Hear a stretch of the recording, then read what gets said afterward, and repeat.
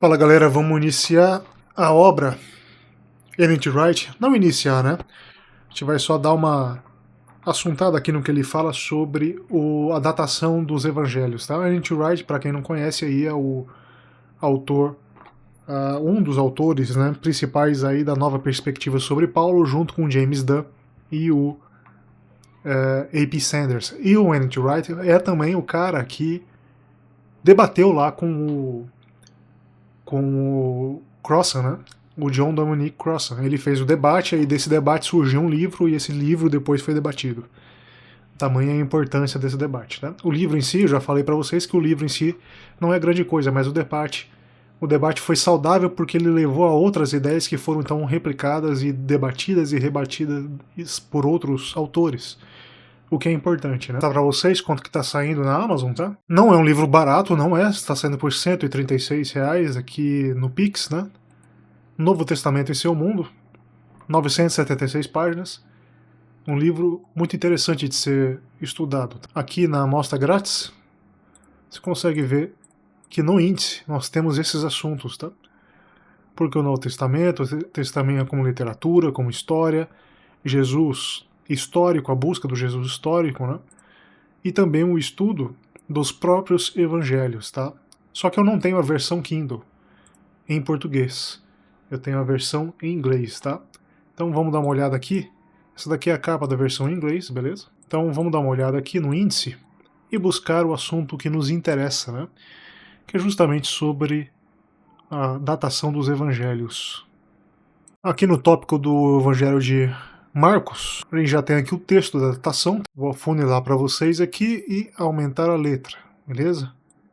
Para vocês conseguirem ver melhor aí. Na página 545, o que ele fala aqui, né? No que se refere à datação de Marcos, partindo do princípio de que Mateus e Lucas recorreram a Marcos em algum momento no final da década de 70 ou de 80 no século I, a maioria dos especialistas situa a data na escrita de Marcos entre 65 e 75 depois de Cristo. Então a gente está aqui dentro da ideia, né, de Marcos como o primeiro evangelista. Isso se reveste de uma coerência ainda maior por causa do destaque dado à destruição do templo de Marcos 13, passagem em que a profecia de Jesus contra o templo é relembrada de forma dramática, provavelmente por ser uma possibilidade iminente ou por se tratar de uma memória recente dos destinatários, que ele menciona Hengel, né, 1985.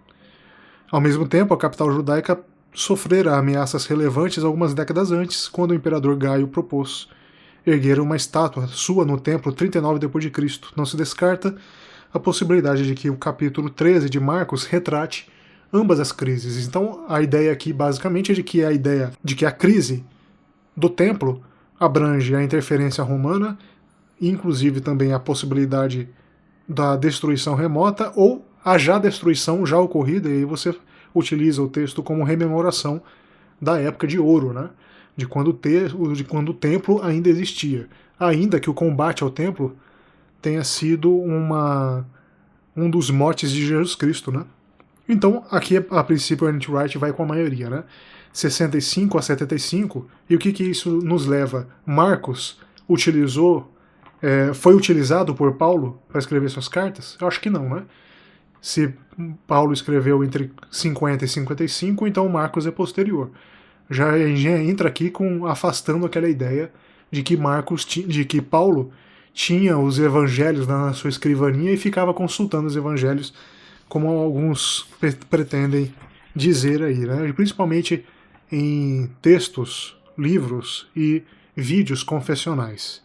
É muito lindo, né, você vender essa imagem. Já na página 573, a gente tem a datação de Mateus. Então a gente viu aqui que o Ellen G. White concorda, então, 65 a 75 Marcos. Vamos ver Mateus. No caso de Mateus ter usado o material de Marcos, como geralmente se supõe, isso pode ser útil para se fixar uma data, com a ressalva de que a data de Marcos também é discutida. Em todo caso, muitos supõem que Marcos foi escrito por volta do ano 70 d.C. Beleza. De modo que Mateus, que depende dos conceitos de Marcos, teria de ser escrito algum tempo depois. Qual tempo depois? Especulação, né? Embora o intervalo temporal entre um evangelho e outro esteja aberto em debate. O limite mais tardio para a escrita de Marcos fica por volta de 117 depois de Cristo. já que Inácio de Antioquia citou o relato que Mateus fez a respeito do batismo de Jesus em uma de suas cartas. Além disso, a didaquê, o ensino dos apóstolos, parece ter absorvido características específicas de Mateus, embora isso também seja possível de discussão. Aqui na página 573, a gente tem a análise da datação de Mateus, né? No caso de Mateus ter usado o material de Marcos, como geralmente se supõe, isso pode ser útil para se fixar uma data, né? Em todo caso, muitos supõem que Marcos foi escrito por volta de 70 depois de Cristo. De modo que Mateus, que depende do conceito de Mar, teria de ser escrito algum tempo depois. Então a gente tem aqui a ordem cronológica natural. Primeiro Marcos, depois Mateus. Então, Ellen White está com a maioria. O limite mais tardio para a escrita de Marcos, e aqui ele coloca Marcos, quem traduziu aqui errou, tá? É Mateus, como a gente está vendo aqui na tradução em inglês, tá? Aqui no livro físico, está Marcos. Então, para quem aí está acompanhando no livro físico, entenda aí que está errado, tá? O limite mais tardio para a escrita de Mateus fica por volta de 117 depois de Cristo. Já que Inácio de Antioquia citou o relato de Mateus, fez referência, fez a respeito do batismo de Jesus em uma de suas cartas. Além disso, a didaquê aparece ter absorvido características específicas de Mateus, embora isso também seja passível de discussão. E o didaquê costuma estar associado à Síria, por volta de 100 a 120 depois de Cristo, ou mesmo antes disso. Portanto, é mais provável que Mateus possa ser datado entre 70 e 100 depois de Cristo. A gente tem aí um lapso de 30 anos de datação de Mateus, sendo que Mateus é posterior a Marcos. E aqui a gente entra já na primeira discussão, que isso daqui é falado de forma muito sintética pelo N.T. Wright, que poderia ser explicado de uma forma melhor, é que a didaquê, alguns autores colocam a didaquê como influenciadora do Evangelho de Marcos. A didaquê, ela não tem características de elaboração helenista, assim como o Evangelho de João, cartas joaninas e também cartas paulinas, tá? Então a didaquê, pela forma como ela foi escrita, ela teria sim um início de produção por volta dos anos 50, 60, correndo aí durante várias décadas. É como se a didaquê tivesse influenciado o material de Mateus, ou então que houvesse aí uma disputa de fonte, né? Didaquê e Mateus utilizando as mesmas fontes. Um dos exemplos aí mais comuns é sobre a questão de como você deve receber o profeta, né? Porque já naquela época, o profeta utilizava do evangelho, da disseminação do evangelho, para conseguir favores, bens e dinheiro, já naquela época. Então a gente tem aqui a datação, N.T. Wright diz que é entre 70 e 100 depois de Cristo. Agora vamos para o próximo evangelho. Na página 600 ele já vai para o próximo evangelho. Então, Lucas, né? E Atos dos Apóstolos, que escrito também por Lucas. Atos aí como uma bibliografia. Também o próprio evangelho lucano ele é tratado também como por ter características bibliográficas, apesar da discordância. Então a gente tem aqui Lucas posterior a Marcos e posterior a Mateus, ou concomitante, né? Vamos dar uma olhada aqui o que ele fala. A maioria dos especialistas contemporâneos afirma que a data de Lucas, Atos, deve ser situada depois do ano 70, depois de Cristo. A primeira razão é que Lucas depende do Evangelho de Marcos, e Marcos geralmente é situado por volta desse ano. Então, segundo N.T. Wright, Lucas e Mateus dependem de Marcos. Então Marcos é o primeiro evangelho, é a base, e a gente tem a discussão paralela da influência da didaquê em Mateus. A segunda, que é uma data posterior ao ano 70, corresponde a uma visão de que os capítulos 19 e 21 de Lucas aparentemente consideram a destruição do templo um evento de passado que deu início à era dos gentios. Alguns supõem que uma data anterior ao ano 70 é possível porque Lucas teria registrado a morte de Paulo, ou até mesmo a de Pedro, se tivesse conhecimento delas. Pelo fato de não apresentar o resultado do julgamento iminente de Paulo diante do imperador, muitos acham Atos uma obra truncada, embora possa haver muitas razões para o autor encerrar a narrativa como fez. A omissão do martírio dos apóstolos costuma ser interpretada como uma condição de que os destinatários de Lucas já sabiam o que havia acontecido com Paulo, Pedro e outros. Ou mesmo com uma possibilidade maior que seu propósito não era escrever a bibliografia de Paulo, mas sim apresentar a difusão do cristianismo de Jerusalém a Roma, um objetivo que é cumprido em Atos 28. Portanto, Atos, por alguns, ele é considerado como um livro de propaganda. Tá? Ele é considerado como um panfleto lido na difusão do cristianismo de Jerusalém a Roma e também para a fixação dessas igrejas. Então você faz a delimitação dos feitos apostólicos em Atos, corroborando então os textos de Paulo. Tá? Portanto, se os dois livros devem ser datados por volta de 70 depois de Cristo, até quando podemos ir depois dessa data? O limite mais remoto seria 180 a 190. Tanto o cânon muratoriano como Irineu mencionam os livros de Lucas e Atos. Ademais, podemos encontrar alusões em Lucas e Atos em Justino Mártir, no final mais longo de Marcos e nas obras dos pais da igreja, que podem ser datados do início de meados do século II. E aqui a gente já entra na outra discussão. O final longo de Marcos já foi citado no século II. E aquele final lá,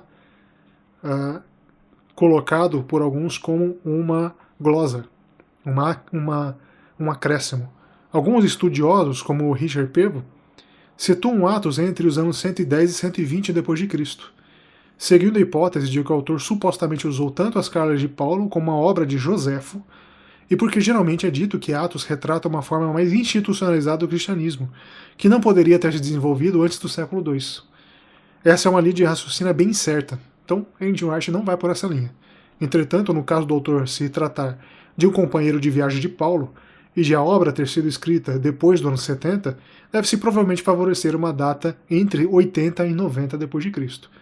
Então, a ideia é de 65 a 75 de Marcos, 70 a 100 de Mateus, e agora 80 a 90 d.C.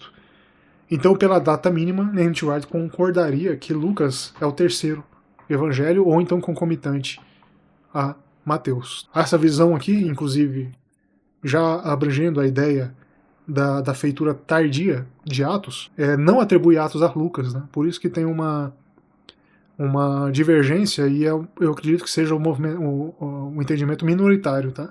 Não atribui Atos a Lucas, e sim um desenvolvimento tardio, corrente, pode ter sido iniciado por Lucas, mas não terminado por Lucas, tendo em vista a datação, né? Provavelmente Lucas já estaria falecido no ano 120. Vamos agora para João. O que a gente vai falar sobre João? Iniciando o Evangelho de João. Lembrando que o Evangelho de João foi o estopim da ideia gnóstica, né? Junto com as cartas paulinas. Daí a ideia da carta paulina, das cartas paulinas não terem sido tão utilizadas pela igreja primitiva nos primeiros séculos. E também a ideia da vinculação de João, das ideias helenísticas de João com as ideias desenvolvidas helenísticas do gnosticismo. Lembrando que pelo critério de história científico da historicidade, você não pode atribuir a uma determinada datação, a determinado texto datado, a ideia de gnosticismo, porque o gnosticismo, assim como a heresia ou documentos heréticos, são critérios internos da igreja. Então ele fala aqui que a prova mais decisiva para datar o Evangelho de João é o papiro de John Harris de 457.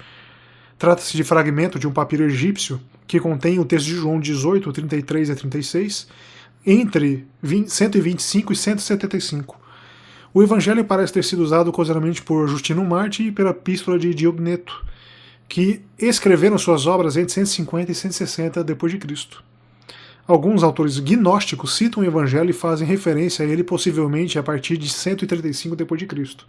Então a gente já tem a ideia aqui que o gnosticismo, assim como trabalhado pelo estudo teológico, é concomitante com a igreja ou absolutamente inserido na igreja. Por isso que tem até mesmo a ideia de que a própria discussão da Trindade e de algumas atribuições da virgindade perpétua da Maria, dela como arca, a primeira Eva, todos esses são conceitos gnósticos que foram incorporados. Tanto Policórnio como Pápias citam a referência de 1 João, indicando que conhecem os escritos joaninos do início do século II. Inácio de Antioquia pode ter aludido ao Evangelho de João na segunda década do mesmo século. Do lado mais antigo, muitos situam o Evangelho em uma data próxima ou posterior a 70 d.C. já que João 21, 18 e 19 parece aludir ao martírio de Pedro, que provavelmente aconteceu no reinado de Nero, em meados da década de 60.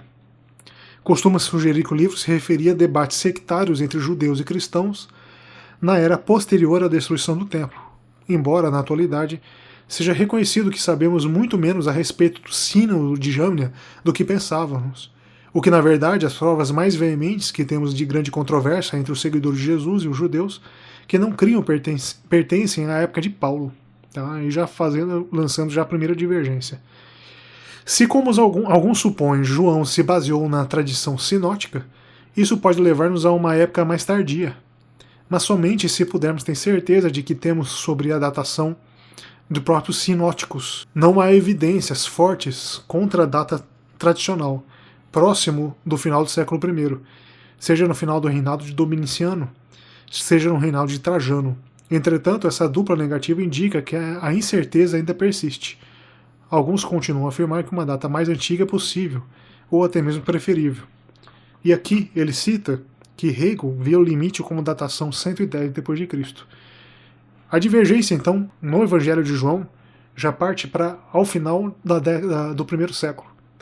E se a gente está falando do final do primeiro século, nós estamos falando já na formação do Evangelho consolidado tal qual hoje, excluindo aí os considerados apócrifos, que teriam uma datação mais tardia aí a 120 d.C., indo então de 65 com Marcos a 120 d.C. com João. Então a ideia aqui trazida por N.T. Wright é de que eu acredito que seja a ideia da maioria, é de que a datação mais tardia é minoritária, de João, e a datação de todos os evangelhos varia aí numa ideia de 60 anos.